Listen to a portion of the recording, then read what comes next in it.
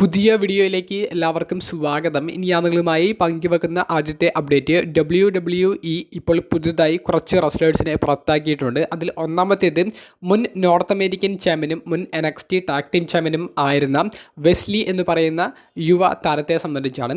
Wesley champion ആയിരുന്നു എന്നുണ്ടെങ്കിൽ കൂടിയും കഴിഞ്ഞ കുറച്ച് നാളുകളായിട്ട് NXTയിൽ ആക്റ്റീവ് ആയിരുന്നില്ല. NXTയിൽ കോൺട്രാക്റ്റിൽ നിന്ന് ഇപ്പോൾ വെസ്ലിയെ പുറത്താക്കിയിരിക്കുന്നു എന്നാണ് നമുക്ക് അറിയാൻ സാധിക്കുന്നത്. റിലീസിൻ്റെ കാരണം നമുക്ക് വ്യക്തമായിട്ട് അറിയാൻ സാധിച്ചിട്ടില്ല. നല്ല അത്ലറ്റിസം ഉള്ള ഒരു റെസ്ലറായിരുന്നു. അദ്ദേഹത്തിൻ്റെ മത്സരങ്ങളൊക്കെ നല്ല സ്പീഡ് ഉള്ള മത്സരങ്ങളായിരുന്നു. പക്ഷേ അദ്ദേഹത്തെ പുറത്താക്കാം എന്നുള്ളൊരു തീരുമാനത്തിലേക്കാണ് NXT മാനേജ്മെൻറ്റ് എത്തിയിട്ടുള്ളത്.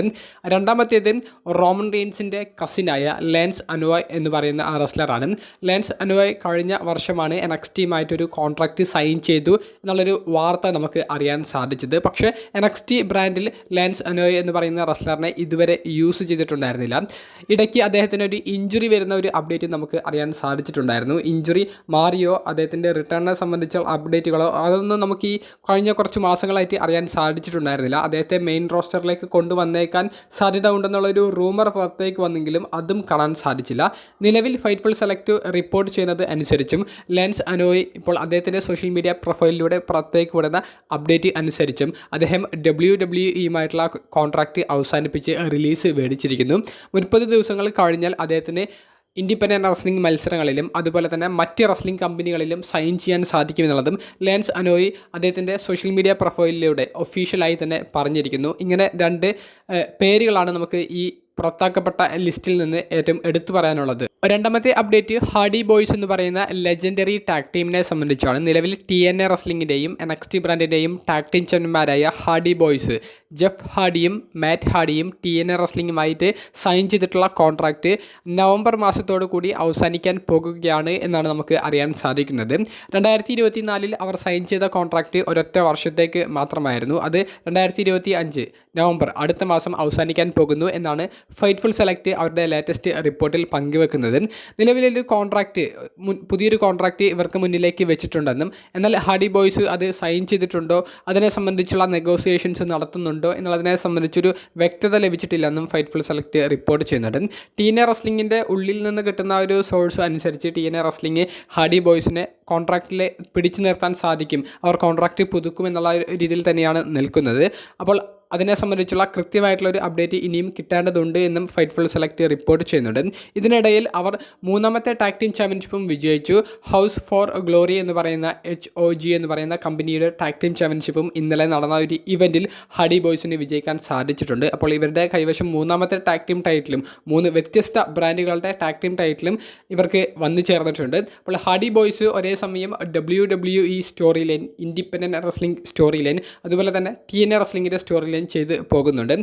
ഇപ്പോഴത്തെ സിറ്റുവേഷൻ അനുസരിച്ച് TNA റെസ്ലിംഗുമായി ഒരു വർഷത്തേക്കെങ്കിലും ഹാർഡി ബോയ്സ് കോൺട്രാക്റ്റ് പുതുക്കാൻ സാധ്യതയുണ്ടെന്നാണ് എൻ്റെ വ്യക്തിപരമായിട്ടുള്ള അഭിപ്രായം. അങ്ങനെയാണെങ്കിൽ അവർക്ക് TNAയിൽ തുടരാനും സാധിക്കും, WWEയിലേക്ക് വന്ന് മത്സരിക്കാനും സാധിക്കും.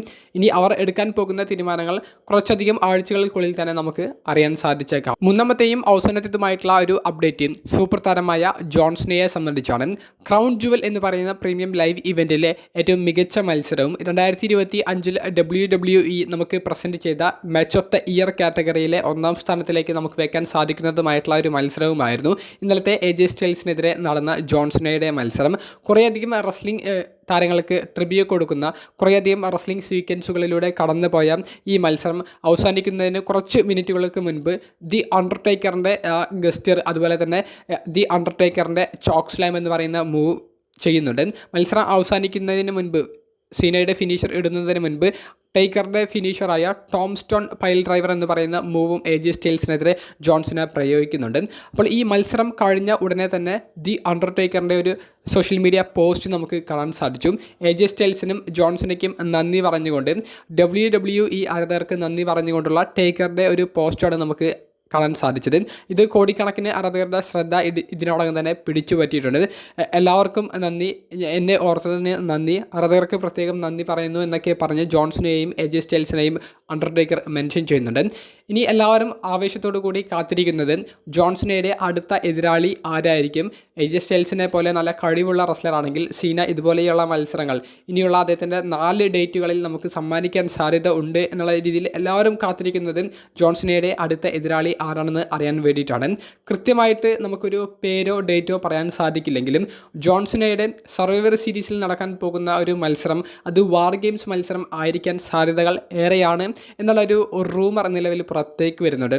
ജോൺസനെയും സെത്ത് റോളിൻസിൻ്റെ ഫാക്ഷനും എതിരെയുള്ള ഒരു സ്റ്റോറി ആയിരിക്കും ചെയ്യാൻ പോകുന്നത് എന്ന് നമുക്ക് അറിയാൻ സാധിക്കുന്നു. കാരണം സെത്ത് റോളിൻസ് നടത്തിയ ഒരു പ്രൊമോ ജോൺസനയുടെ ഒരു വെല്ലുവിളി കൊടുക്കാൻ സാധിക്കുന്ന ഒരു പ്രൊമോ രീതിയായിരുന്നു. അതായത് ക്രൗൺ ജുവൽ ചാമ്പ്യൻഷിപ്പ് വിജയിച്ചതിന് ശേഷം സെലിബ്രേഷൻ നടത്തുന്ന സമയത്ത് സെത്ത് റോളിൻസ് പറഞ്ഞത് താൻ ഗ്രേറ്റസ്റ്റ് ഓഫ് ഓൾ ടൈം റെസ്ലറാണ് എന്നുള്ളതാണ്. താനാണ് ഗോട്ട് എന്നുള്ളത് സെത്ത് റോളിൻസ് പറയുകയുണ്ടായി.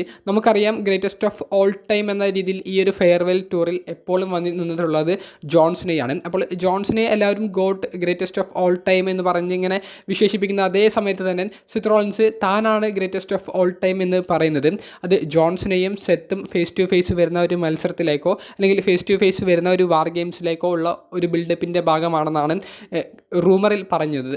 അപ്പോൾ സെത്ത് റോളിൻസ് അല്ലെങ്കിൽ ജോൺസിന ഇവരുടെ ടീമുകൾ ഏറ്റുമുട്ടുന്ന ഒരു ഫൈറ്റ് നമുക്ക് സർവൈവർ സീരീസ് വാർ ഗെയിംസിൽ പ്രതീക്ഷിക്കാം. അല്ലെങ്കിൽ ജോൺസിന വേഴ്സസ് സെത്ത് റോളിൻസ് തമ്മിലുള്ള ഒരു വേൾഡ് ഹെവി വെയ്റ്റ് ചാമ്പ്യൻഷിപ്പ് മത്സരം ജോൺസിനയുടെ റിട്ടയർമെൻറ്റ് മാച്ചായിട്ടും നമുക്ക് പ്രതീക്ഷിക്കാവുന്നതാണ്. അത്തരത്തിലേക്കുള്ള ഒരു സ്റ്റോറിലിൻ്റെ തുടക്കം നിലവിൽ ആരംഭിച്ചിട്ടുണ്ട്. അതുതന്നെയാണ് നടക്കാൻ പോകുന്നത് എന്നുള്ളത് ഇനി വരുന്ന ആഴ്ചകളിൽ നമുക്ക് കൃത്യമായി അറിയാൻ സാധിക്കും. കാരണം സർവൈവർ സീരീസ് വാർ ഗെയിംസിന് മുൻപുള്ള കുറച്ച് റോ എപ്പിസോഡുകളിൽ ജോൺസിന അപ്പിയറൻസ് നടത്തുന്നുണ്ട്. മെഡിസൺ സ്ക്വയർ ഗാർഡനിൽ നടക്കുന്ന സ്പെഷ്യൽ എഡിഷനിലൊക്കെ സീന അപ്പിയറൻസ് നടത്തുന്നുണ്ട്. അപ്പോൾ ഒരു ഗംഭീര ബിൽഡപ്പ് തന്നെ ജോൺസിനയുടെ അവസാന മത്സരത്തിന് വേണ്ടി അവർ കൊടുക്കാൻ പോകുന്നു. വീഡിയോ സംബന്ധിച്ചുള്ള നിങ്ങളുടെ പ്രതികരണങ്ങൾ കമൻറ്റ് ബോക്സിൽ രേഖപ്പെടുത്തുക. അപ്പോൾ അടുത്തൊരു വീഡിയോയുമായി കാണുന്നത് വരെ ബൈ.